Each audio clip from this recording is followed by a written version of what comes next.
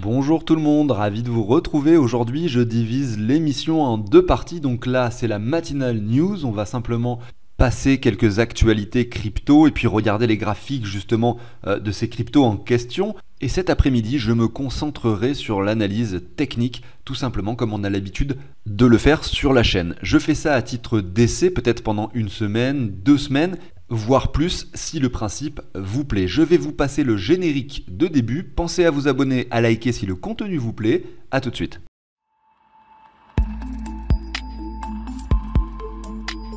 C'est parti, je montre rapidement les cryptos tendances du moment, en tout cas les plus recherchées sur ces 3 dernières heures. On va faire ça tous les jours pour voir s'il y a des crypto-monnaies qui apparaissent de façon récurrente dans ce classement. Et on peut voir CPRC qui prend 300% sur 24 heures. On l'a vu hier, on l'a vu avant-hier dans le top 3 des monnaies, des crypto-monnaies les plus recherchées en ce moment. Et voilà, elle a performé. Sur 7 jours, on est à 800%. Ça peut continuer. Évidemment, c'est très dangereux d'investir dedans au vu des performances du coup récentes. Mais c'est vrai que ça va être très intéressant, je pense, de regarder ça chaque jour. Et puis, de temps en temps, je vous montrerai les graphiques et je vous dirai celles sur lesquelles je mets un petit billet. Cet après-midi, justement, on fera l'analyse de certaines de ces cryptos, on en reparlera, mais aujourd'hui on voit qu'on a Injective en numéro 1 dans les top recherches de ces 3 dernières heures, et parmi les actualités du jour, justement, il y en a une qui concerne Injective Protocol.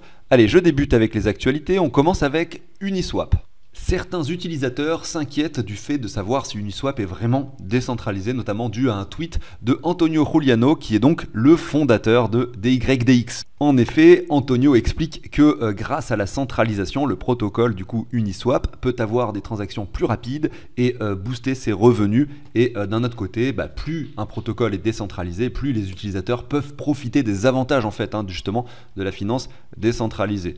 On sait que la décentralisation est indispensable et c'est ce que recherchent finalement les utilisateurs de protocoles décentralisés, c'est logique, d'où son nom. Ceci dit, il faut savoir qu'avec le temps, les améliorations sont faites par les développeurs pour que Uniswap puisse tendre justement vers une décentralisation complète et effective. Ça ne se fait pas du jour au lendemain. Et parfois, il est préférable de passer par des choses qui sont semi-centralisées afin d'assurer la sécurité. Et justement, une prochaine mise à jour de la blockchain d'Ethereum aura lieu. Cette mise à jour s'appelle Cancun, il donne des noms de villes à chaque fois. Et ça va permettre d'avoir des outils finalement différents, des outils améliorés pour pouvoir passer à une version 4 sur Uniswap. Et donc pouvoir permettre également le KYC pour les liquidity providers, etc. Donc pas mal de nouvelles choses qui vont permettre finalement d'améliorer le protocole Uniswap et de le rendre au fur et à mesure du temps de plus en plus décentralisé. Au niveau du token Uni, finalement il est au plus bas. Si vous croyez qu'Uniswap, qui d'ailleurs reste la plateforme numéro 1 en termes de transactions et de volume simplement au niveau de la finance décentralisée, si vous pensez que ça a un avenir, ça peut pourquoi pas valoir le coup d'investir sur Uniswap, d'autant plus qu'aujourd'hui on se retrouve extrêmement bas, en dessous des 4 $ pour le token, avec, regardez, un sommet qui avait été atteint ici en mai 2021 sur les 44 $. Donc oui, on a une figure chartiste qui nous dessine un triangle rectangle qui pourrait se traduire par une cassure baissière, parce que évidemment on sait que ces triangles sont cassés 7 fois sur 10 par leur ligne horizontale. Malgré tout, je pense qu'un palier d'achat dès maintenant est pertinent, dans le sens où le contexte global crypto, comme je le disais dans l'émission d'hier d'ailleurs, est favorable, on va dire, est favorable à un retournement potentiel dans les mois qui viennent. Je continue avec la news suivante. Alors c'est plutôt un article avec plein de personnes qui discutent du halving et qui se posent la question si justement le halving est réellement bullish pour le futur finalement du Bitcoin. Certains expliquent évidemment que nous devons réunir et aligner les planètes pour que ça fonctionne, à savoir que l'ETF spot du Bitcoin soit approuvé. La plupart sont également d'accord sur le fait que le halving en lui-même n'a aucun impact direct sur le prix du Bitcoin, mais que c'est juste l'aspect psychologique qui est derrière et l'engouement que cela procure chez la plupart des investisseurs qui peut créer en fait cette espèce d'euphorie. Ici, par exemple, il est expliqué, alors je vais le faire en faisant la traduction parce que c'est pas forcément si simple de traduire en même temps. En fait, il est expliqué que justement, les halvings n'ont pas d'impact direct, mais par contre, si vous regardez l'historique du prix du Bitcoin, que vous essayez de trouver des modèles de distribution, de la façon dont les rendements fonctionnent réellement, très vite, vous voyez qu'il y a beaucoup de corrélations externes, ce qui signifie que le prix dépend du temps et des performances passées, en fait. Et c'est vrai que quand on regarde ça, on peut voir que ça coïncide avec les halvings, mais pas forcément de façon hyper exacte. Des fois, je trouve des sommets à la semaine près, hein, finalement, quand je regarde le graphique du Bitcoin, je trouve des sommets sur des cycles de 4 ans, quasiment à la semaine près par rapport au halving, pareil pour le bottom. Mais on voit quand même qu'à chaque fois, les pourcentages de hausse et de baisse sont différentes, que la durée des cycles baissiers et des cycles haussiers sont également différentes, qu'ils s'allongent légèrement avec le temps, et donc, effectivement, on ne peut pas forcément lier le halving précisément à chaque fois au fait que le Bitcoin prenne en valeur. La raison, elle est uniquement psychologique, tout simplement auprès des investisseurs. Alors, je vous montre un petit graphique ici qui est assez intéressant. Donc là, on est ici, bon, entre guillemets, parce qu'on est sur le cycle de 2023. Mais vous voyez les 3 cycles précédents. Et en fait, le point à gauche, là où vous avez écrit le 0 et le x1, c'est les bottoms à chaque fois de chaque bear market. Et finalement, ça, c'est les sommets. Donc vous voyez que sur le premier cycle, entre le bottom et le sommet, on a fait un x539. Sur le deuxième cycle, on a fait un x112. Sur le troisième, on a fait un x21. Donc vous voyez que ça diminue énormément. Il y a un facteur 5 entre le premier et le deuxième bull market en termes de diminution de multiplicateur de hausse du Bitcoin. Je ne sais pas si je peux le dire comme ça. Et entre le deuxième et le troisième, il y a également un facteur 5. Donc c'est très intéressant de voir et d'observer ce facteur 5. Si vous faites du coup 20 divisé par 5, alors j'ai fait 21 pour être très précis, hein, puisque là ici il y a écrit 21, ça fait 4,2. Ça veut dire que le bottom actuellement du Bitcoin, enfin, qu'on a touché là lors de ce bear market, c'était les 15 000. Alors on va essayer d'être précis, voilà, on va faire les choses précisément aujourd'hui. Le bottom c'est 15 539, on va dire, alors c'est précis à 10 $ près, 15 539 fois 4,2. Est-ce que vous croyez que le bottom du Bitcoin, ça sera 65 000? C'est-à-dire qu'en fait, on ne casse pas le sommet précédent et qu'on s'arrête sur un double top. C'est ce que ça voudrait dire, en tout cas, si jamais on continue avec ce facteur 5. C'est pas du tout sûr que ça se produira de cette façon, hein. Mais effectivement, c'est tout à fait envisageable, et ça on en a déjà parlé de nombreuses fois sur la chaîne, que le Bitcoin ne casse pas son précédent sommet et qu'il fasse un double top. En tout cas, si les 65 000, le double top coïncide avec l'espace de temporalité qu'on a l'habitude de voir justement où on doit commencer réellement à revendre des cryptos, concrètement je saisirai les reventes avec des forts pourcentages, hein, au niveau de mon portefeuille. Après, ce qu'il faut bien comprendre, c'est que si vous avez un Bitcoin qui fait un x 4,2 par rapport à son bottom, vous pouvez avoir un Ether qui lui en parallèle fait un x 15, x 20. Vous pouvez avoir par exemple Atom Cosmos qui fait un x70, Solana qui fait un x200. Tout ça, c'est des choses qui sont possibles en parallèle, hein. Donc ça ne veut pas dire que les performances de votre portefeuille se limiteront ou se limiteraient seulement à un x4. Par rapport au bottom ultime, je parle. La news suivante concerne une whale, une baleine, quelqu'un qui possède énormément d'Ether, effectivement, qui vend pour 22 millions. Alors est-ce que c'est un événement négatif pour l'Ether? Est-ce que ça veut dire que le prix va chuter? Pas forcément. Déjà, ce qu'il faut bien comprendre, c'est que la vente a déjà été effectuée. Donc du coup, le prix a déjà pris en compte cette vente, et ça s'est passé hier. De plus, la personne qui a vendu ces 13 871 Ether en possédait 32 000. Donc forcément, c'est pas un si grand chiffre par rapport, c'est même pas la moitié de ce qu'il possédait. Donc ça veut pas forcément dire que cette personne-là ne croit plus en l'Ether. Ça veut simplement dire que peut-être elle veut vendre de l'Ether pour acheter autre chose. Mais quand vous lisez les articles comme ça, on a l'impression que c'est la fin du monde. Et derrière, il y a Vitalik Buterin qui précise que ce n'est pas lui qui a vendu. Voilà, comme d'habitude, c'est toujours la même histoire. Mais peu importe. Alors regardons ce que ça a causé sur le prix de l'Ether hier. Hier, voilà la bougie qu'on a eue. Donc une bougie qui a une envergure d'environ 1%, 1,6. Donc concrètement, cette vente n'a pas impacté en fait le cours de l'Ether. On le voit directement.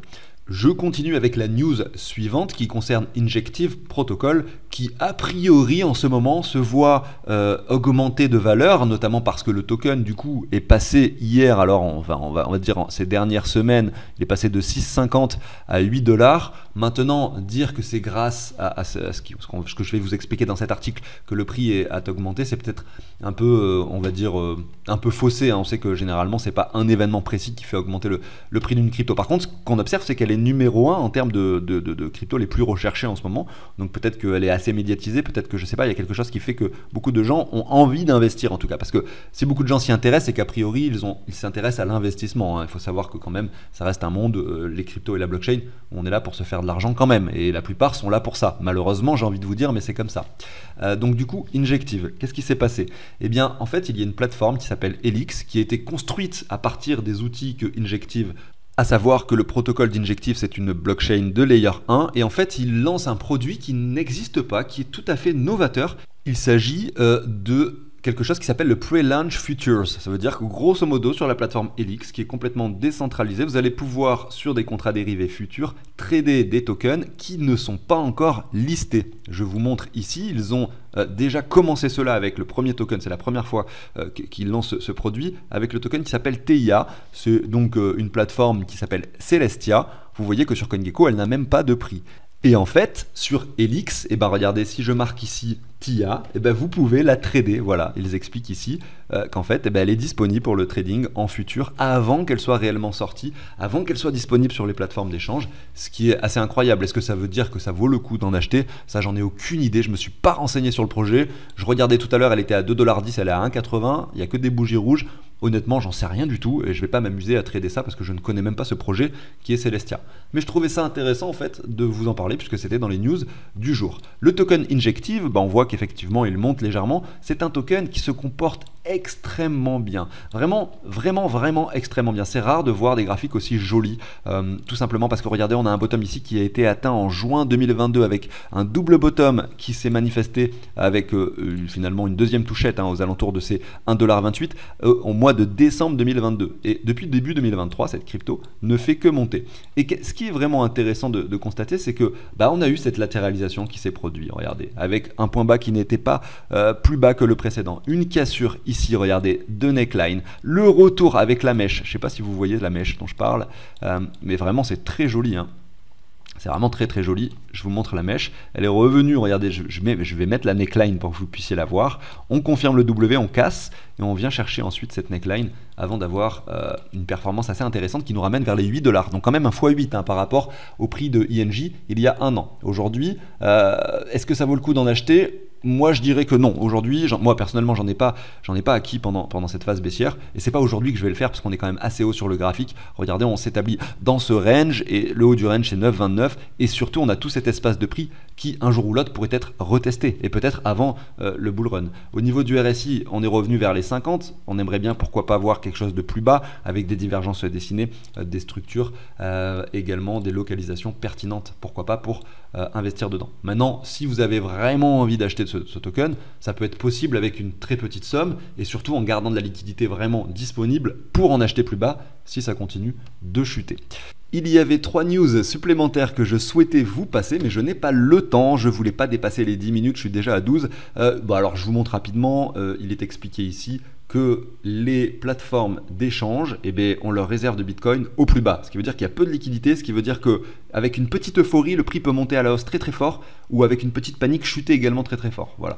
Deuxième news, ça parle des CBDC en disant que voilà, c'est toujours quelque chose qui est en cours et qui peut-être se traduira par quelque chose de favorable. On a effectivement une décision qui sera prise par le Conseil gouvernemental européen. Je crois, alors je ne sais pas si c'est écrit la date, je sais plus, mais en gros début 2024 me semble-t-il, ouais, au mois de juin, voilà. Et pour finir, Tesla qui sort son rapport du troisième trimestre 2023. Effectivement, aucun Bitcoin n'a été vendu pendant cette période ou acheté. Généralement, ce qui est très étonnant, c'est que quand vous avez Tesla qui annonce effectivement lors du dernier trimestre avoir acheté plein de Bitcoin, beaucoup de gens vont se dire c'est le moment d'acheter. Et quand Tesla annonce avoir vendu lors de ce dernier trimestre des bitcoins, les gens se disent c'est le moment de vendre. Alors qu'en fait c'est l'inverse qu'il faut faire parce que si jamais Tesla a vendu par exemple des bitcoins lors du dernier trimestre, ça veut dire que le prix forcément a déjà été pricé par rapport à cette vente et qu'en fait ce qu'il recherche peut-être désormais c'est un rachat pour pouvoir ensuite revendre plus haut. Je ne sais pas si vous voyez ce que je veux dire, mais c'est vraiment l'inverse de ce que vous croyez en fait qu'il faut effectivement effectuer en termes d'action lorsque vous voyez des news comme Tesla ou Elon Musk ou quelqu'un de très influent qui possède déjà actuellement beaucoup de Bitcoin procède à des reventes ou à des achats. Regardez par exemple ici pour exprimer mon propos, je vois qu'ils possédaient Tesla 42 000 bitcoins donc en juillet 2022 et qu'ils en ont vendu 75%. Ils ont annoncé en avoir vendu 75% en juillet 2022. Évidemment qu'ils les ont vendus en fait avant la chute, peut-être qu'ils les ont vendus en janvier ou vous voyez, j'en sais rien, au mois d'avril ou en tout cas avant la chute du mois de mai a priori. Donc ce qu'il faut comprendre c'est que là lorsque cette annonce est tombée qu'ils avaient vendu 75% de leur bitcoin, le bitcoin était vers les 20 000 $, enfin il n'était pas loin de son bottom momentum en fait, c'était plutôt le moment d'acheter. Ils avaient 42 900 bitcoins. Alors là, si vous voulez savoir combien Tesla possède de bitcoin actuellement, j'avais trouvé l'information tout à l'heure, je sais plus ce que j'avais tapé, mais ils en possèdent 10 000 et quelques. Donc ça veut dire qu'ils en ont 4 fois moins, ils en ont pas vraiment racheté en fait depuis apparemment. Ceci dit, là on est sur le dernier trimestre 2023, c'est possible que lors du prochain rapport, on puisse voir, voilà, Tesla a acheté par exemple 10, 15 ou 20 000 ou peut-être 30 000 bitcoins. Et à ce moment-là, eh bien, lorsque le rapport sortira début d'année 2024, le bitcoin aura peut-être déjà pris 20 000 $, vous voyez, il sera peut-être aux 40 000 ou aux 50 000 $. Ou pas, hein, mais voilà, c'est juste pour vous montrer un peu la psychologie du truc. J'arrive sur la fin de l'émission, merci à tous de m'avoir écouté, j'espère que ce format vous plaît, je vous souhaite une excellente journée, à très bientôt sur la chaîne, ciao tout le monde.